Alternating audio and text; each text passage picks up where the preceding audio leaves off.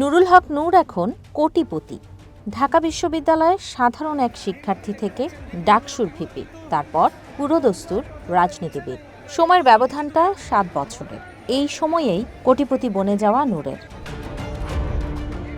ত্রয়োদশ জাতীয় সংসদ নির্বাচনে পটুয়াখালী 3 আসন থেকে নির্বাচন করছেন গণ অধিকার পরিষদ সভাপতি নূর।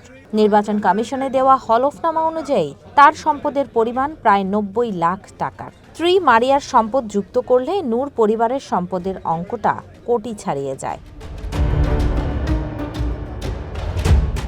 চলুন তার হলফনামা বিশ্লেষণ করে আসি।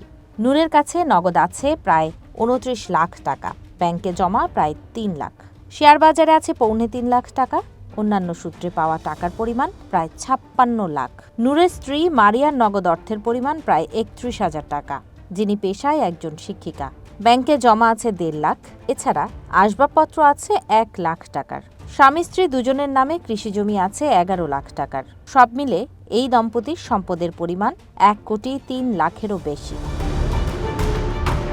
হলফনামায় পেশা হিসেবে ব্যবসার কথা উল্লেখ করেছেন গণ অধিকার পরিষদের সভাপতি। তার বার্ষিক আয় প্রায় 21 লাখ টাকা, যার মধ্যে ব্যবসা থেকে এসেছে 15,85,426 টাকা এবং অন্যান্য উৎস থেকে 4,54,622 টাকা। চলতি অর্থ বছরে নুরুল হক নূরের আয় দেখানো হয়েছে 20,40,048 টাকা। সম্পদের পরিমাণ 90,43,841 টাকা। আয়কর হিসেবে তিনি দিয়েছেন 2,67,512 টাকা।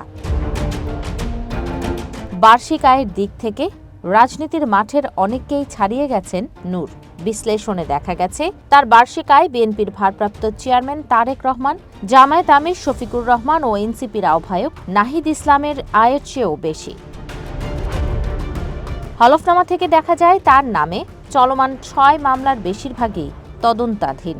এছাড়াও 8টি মামলা থেকে অব্যাহতি পেয়েছেন 32 বছর বয়সী নূর। ঝুমি রহমান, ওয়ান নিউজ, ঢাকা।